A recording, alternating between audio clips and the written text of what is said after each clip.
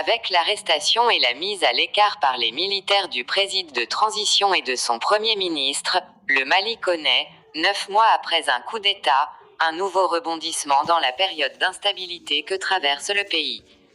Retour sur une année de crise politique. Le Mali s'est réveillé, mardi 25 mai, avec la désolation du déjà-vu.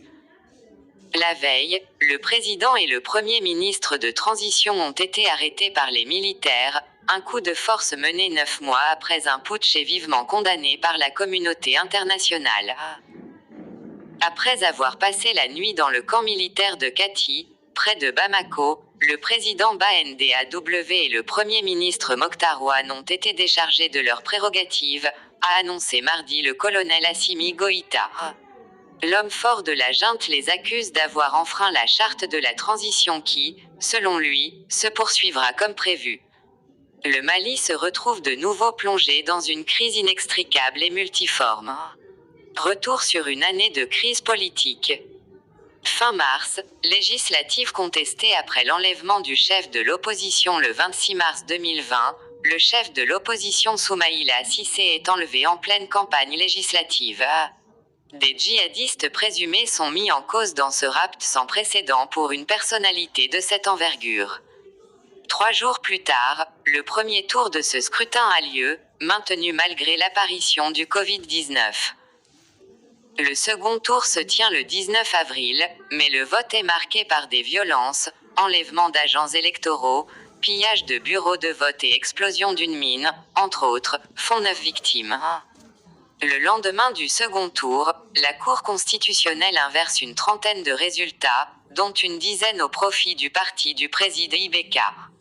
C'est l'élément déclencheur de la colère, selon Nicolas Germain, spécialiste de l'Afrique à France 24. Mais vous avez une colère plus profonde, avec l'opposition qui dénonce un régime corrompu, ainsi que les violences djihadistes dans le nord et le centre du pays et les violences intercommunautaires. Dès début mai, de nombreux Maliens mécontents battent le pavé. Fin mai, alliance contre IBK face à la Gronde, l'influx imam conservateur Mahmoud Dicko, des partis d'opposition et un mouvement de la société civile nouent le 30 mai une alliance inédite appelant à manifester pour réclamer la démission du président. Ils dénoncent l'impuissance du pouvoir face à l'insécurité, le marasme économique et la décision de la Cour constitutionnelle d'inverser les résultats. Le 5 juin, les Maliens descendent par milliers dans la rue contre le président. Malgré l'instabilité, le chef de l'État reconduit à la mi-juin le Premier ministre Boubou Cissé et le charge de former le nouveau gouvernement. IBK ouvre ensuite la porte à un gouvernement d'union nationale. Malgré ces promesses, des milliers de Bamakois réclament à nouveau dans la rue la démission du président, le 19 juin. Les 7 et 8 juillet, le président indique qu'il pourrait nommer au Sénat des candidats aux législatives qui avaient été d'abord déclarés vainqueurs, puis donnés battus par la Cour constitutionnelle. Le chef de l'État ouvre alors la voie à un réexamen de la décision de la Cour constitutionnelle sur les législatives. Mi-juillet, week-end de manifestation meurtrier le 10 juillet, une manifestation à l'appel du mouvement du 5 juin, placée sous le signe de la désobéissance civile, dégénère en attaque contre le Parlement et contre la télévision nationale. S'ensuivent 3 jours de troubles civils, les plus graves qu'ait connu Bamako depuis 2012. L'opposition évoque un bilan de 23 morts et plus de 150 blessés. Le Premier ministre, Boubou Cissé, parle lui de 11 morts, alors que l'ONU avance le chiffre de 14 manifestants tués. Pour tenter d'apaiser le climat, IBK annonce le 11 juillet la dissolution de fait de la Cour constitutionnelle. Fin juillet début août, échec des médiations et aggravation de la crise le 18 juillet, la contestation rejette un compromis proposé par la médiation de la Communauté économique des États d'Afrique de l'Ouest, CEDEAO, conduite par l'ex-président nigérian Goodluck Jonathan. Cette proposition prévoyait le maintien au pouvoir du chef de l'État. Le mouvement annonce le 21 juillet une trêve dans son mot d'ordre de désobéissance civile, afin que la fête musulmane de l'Aïd al-Adha se déroule dans le calme. Le 27, les dirigeants de la CEDEAO appellent les Maliens à « l'union sacrée ». L'organisation menace de sanctions ceux qui s'opposeront à son plan de sortie de crise, qui prévoit toujours le maintien au pouvoir du président Keïta, mais qui prône un gouvernement d'union et des législatives partielles. Mais 2 jours plus tard, le plan essuie un triple revers. L'opposition réclame à nouveau le départ du président et rejette la main tendue par le Premier ministre. Puis une trentaine de députés, dont l'élection est contestée, refusent de leur côté de démissionner comme le leur a demandé la médiation ouest-africaine. Le 12 août, des milliers de personnes se rassemblent à nouveau à Bamako, réclamant la démission du président. Le lendemain, la contestation rejette une proposition de Goodluck Jonathan pour une rencontre avec le président Keïta et exige la libération de prisonniers. Mi-août, coup d'État militaire le 17 août, l'opposition annonce de nouvelles manifestations dans la semaine pour réclamer le départ du président, avec en point d'orgue l'occupation d'une place symbolique au cœur de Bamako. Dans la nuit du 18 au 19, une mutinerie de soldats se transforme en coup d'État. Les militaires qui ont pris le pouvoir poussent le président Ibrahim Boubacar Keïta à la démission. Dans une allocution retransmise par la télévision publique ORTM, le porte-parole des militaires, le colonel-major Ismaël Vagué, chef d'état-major adjoint de l'armée de l'air, a assuré ne pas vouloir garder le pouvoir.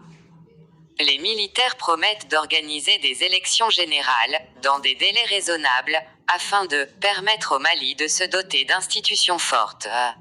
Entouré de militaires armés, le colonel Assimi Goïta se présente, le 19 août, comme le chef de la junte. Le Mali se trouve dans une situation de crise socio-politique, sécuritaire. Nous n'avons plus le droit à l'erreur. Nous, en faisant cette intervention hier, nous avons mis le pays au-dessus de tout. Le Mali d'abord, affirme-t-il. De son côté, la coalition d'opposition à IBK, le M5 RFP, se félicite du coup d'État militaire, estimant qu'il avait parachevé sa lutte pour obtenir le départ du président. Elle se déclare prête à élaborer avec la junte une transition politique. Septembre, BANDAW préside d'une transition de 18 mois le 12 septembre, le chef de la junte malienne, le colonel Assimi Goïta, s'engage à instituer un gouvernement pour rétablir un pouvoir civil dans les 18 mois, après l'adoption d'une charte de transition. Dans le détail, cette charte indique que le chef de l'État par intérim peut être un civil ou un militaire et fixe à 18 mois la durée de la période de transition, qui devra être suivie d'élections, déclare Moussa Camara, porte-parole des discussions en cours.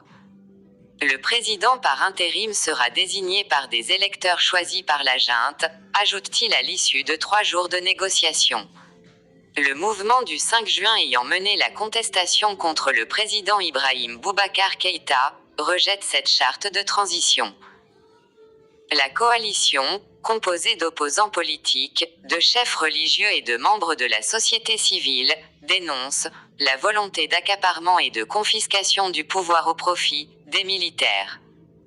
Retraité de l'armée, BANDAW devient officiellement, le 25 septembre, président de transition au Mali pour une période de 18 mois. Le colonel Assimi Goïta devient quant à lui vice-président. Octobre, des militaires au poste clé du gouvernement de transition. Le 5 octobre, Badone nomme un gouvernement de 25 membres dans lequel les militaires obtiennent les postes clés. Mokhtar Ouane, un diplomate de carrière, est nommé Premier ministre. Au moins 4 ministères stratégiques, la défense, la sécurité, l'administration territoriale et la réconciliation nationale, sont confiés à des colonels. Le lendemain, la CEDEAO décide la levée des sanctions imposées au Mali après le coup d'État afin de soutenir la transition censée ramener les civils au pouvoir. Avril 2021, le pouvoir fixe les élections présidentielles et législatives à début 2022. Les premiers tours de la présidentielle et des législatives sont fixés au 27 février 2022, et d'éventuels seconds tours respectivement les 13 et 20 mars. Ce double scrutin s'inscrit, dans le cadre strict du respect de la durée de la transition, c'est-à-dire 18 mois, souligne le ministre de l'administration territoriale, le lieutenant-colonel Abdoulaye Maïga. La présidentielle et les législatives seront précédées le 31 octobre 2021 par un référendum qui doit permettre une révision de la Constitution, longtemps promise mais jamais concrétisée. Des élections régionales et locales sont également prévues le 26 décembre. Mais, le président NDAW et le Premier ministre ont arrêté le 24 mai, le président, NDAW, et le Premier ministre, Mokhtar Ouane, sont arrêtés, quelques heures à peine après avoir formé un nouveau gouvernement. Confronté à une contestation grandissante, Mokhtar Ouane avait présenté le 14 mai la démission de son précédent gouvernement. Le colonel Assimi Goïta, qui les accuse de tentative de sabotage de la transition, annonce le lendemain qu'ils ont été déchargés de leurs prérogatives. La composition du gouvernement communiquée le 24 mai a, semble-t-il, mécontenté les colonels. Certes, elle conserve des militaires à des postes clés mais elle écarte deux figures de l'ancienne junte des portefeuilles primordiaux de la défense et de la sécurité. Assimi Goïta a aussi indiqué, dans une déclaration lue à la télévision publique par un collaborateur en uniforme, que le processus de transition suivra son cours normal et que les élections prévues se tiendront courant 2022.